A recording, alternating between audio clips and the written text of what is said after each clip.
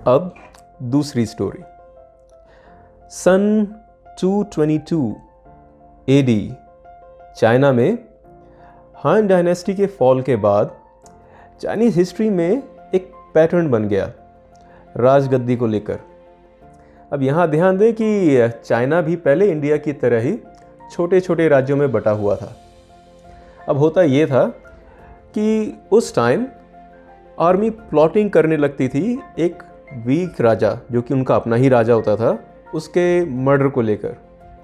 मतलब कि अगर आर्मी को लगता था कि मेरा राजा थोड़ा वीक है, उतना शक्तिशाली नहीं है, तो आर्मी खुद ही अपने राजा को मारकर उसकी सत्ता पर बैठ जाया करती थी।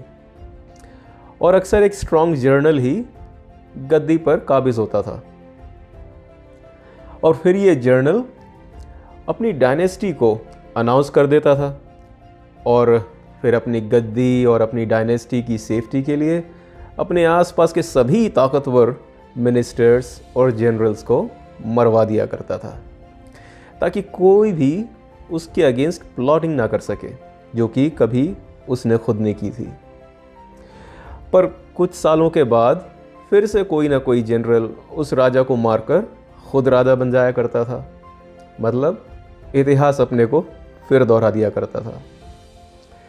और ये सिलसिला सन 222 एडी से लेकर 959 एडी तक चला, जब तक कि जनरल चाओ राजा नहीं बन गया। और वो संग डायनेस्टी का फाउंडर भी था, जो कि चाइनीज हिस्ट्री में बहुत इंपॉर्टेंट है।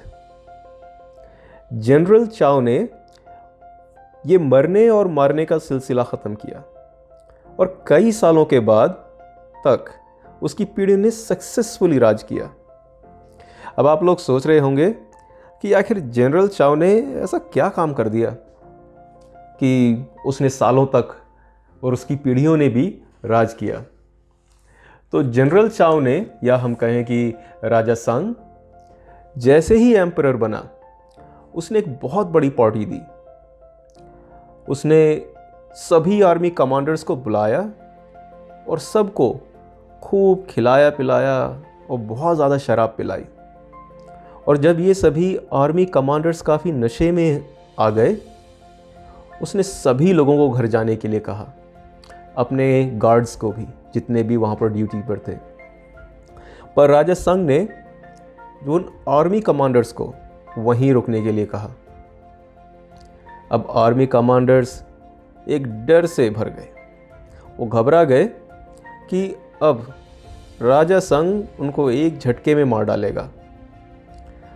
पर राजा संग ने उनको एड्रेस किया और कहा कि मेरा पूरा दिन एक डर में गुजरता है, चाहे मैं अपने खाने की टेबल पे होता हूँ या अपने बेड पे।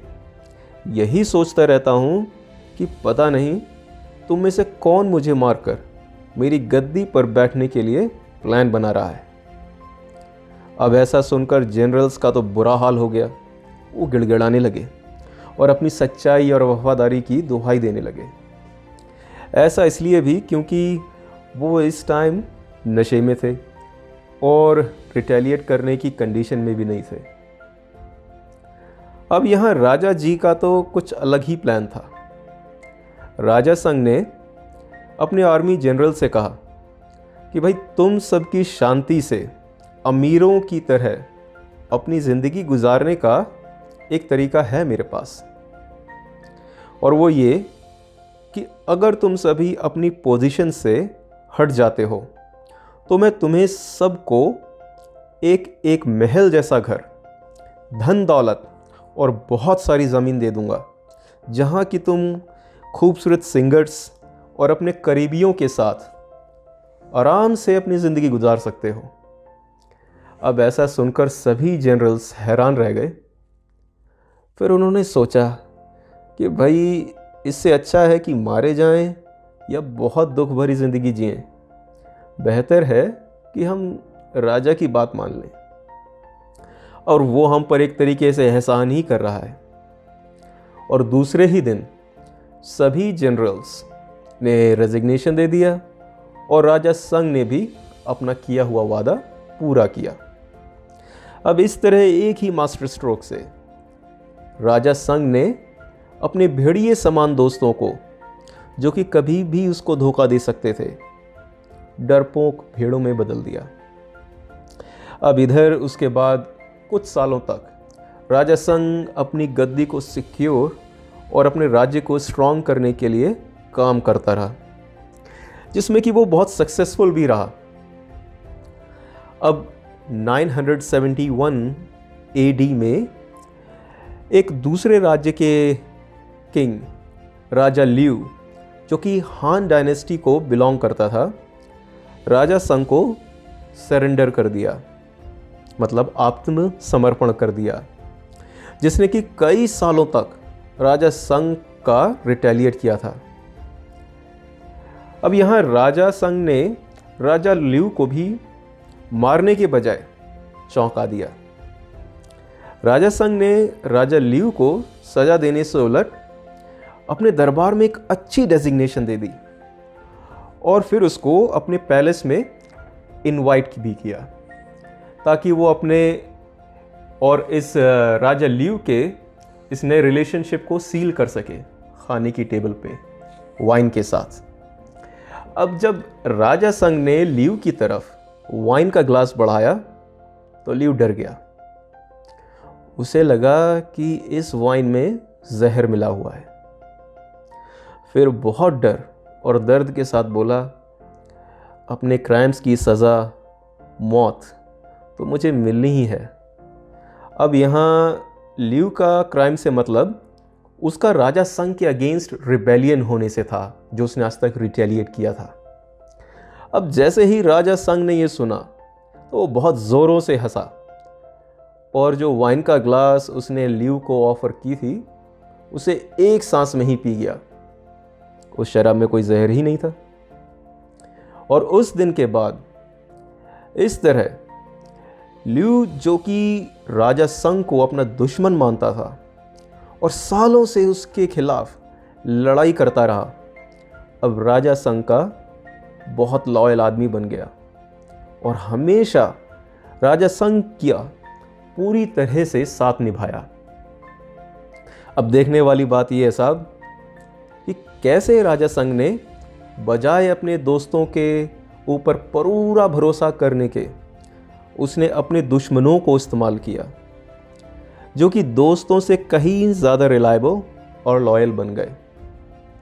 अब ये बुक आगे कहती है कि जहाँ हमारे दोस्त हमसे ज़्यादा और भी ज़्यादा फेवर्स की एक्सपेक्टेशंस रखते हैं और कई बार कुछ चीज़ों का बुरा भी मान जाते हैं, वहीं हमारे पुराने दुश्मन हमसे बदले में कुछ भी नहीं चाहते और जो मिलता है उसमें खुश रहते हैं। अब इस चैप्टर में आगे ये भी बताया है कि दोस्तों को हायर करने में एक प्रॉब्लम है कि हमारी पावर बहुत लिमिटेड हो जाती है। दोस्त कामों में अक्सर बहाने बना दिया करते हैं अगर उन्हें काम नहीं करना या अगर उनके पसंद का काम नहीं है तो, जबकि बिजनेस और काम में कंपटीशन की फीलिंग और स्किल लेवल मायने रखता है दोस्ती की फीलिंग से ज़्यादा। और ये भी कि सभी वर्किंग सिचुएशंस एक दूसरे से डिस्टेंस की डिमांड करती हैं, जैसे एक बॉस का डिस्टेंस उसके सबऑर्डिनेट के साथ, क्योंकि काम करने वाली जगह पर हमारा मेन टारगेट या कहें हमारा मेन मकसद काम करना है, दोस्त बनाना नहीं। अब इसी के साथ ये सेकंड चैप्टर यहीं ख़त्म होता है। उम्मीद करता हूँ कि ये 48 लॉज ऑफ पावर की सीरीज़ का सेकंड चैप्टर और वीडियो आपको बहुत पसंद आया होगा। अगर ऐसा है तो भाई प्लीज़ चैनल को सब्सक्राइब कर दो, शेयर करो और भाई बेल आइकन भी दबा दो, ताकि इस सीरीज़ का नेक्स्ट चैप्टर अपलोड होते ही आपके पास नोटिफिकेशन पहुंच जाए, जो है कंसील योर इंटेंशंस, मतलब अपनी भावनाओं, अपने प्लान्स को छुपा कर रखो। और अगर कोई कमेंट है आपके पास तो प्लीज़ कमेंट बॉक्स में शेयर कर दो। तो फिर साहब जल्दी से मिलते हैं चैप्टर 3 के साथ। आपने मुझे अपना टाइम दिया, उसके लिए आपका बहुत बहुत धन्यवाद।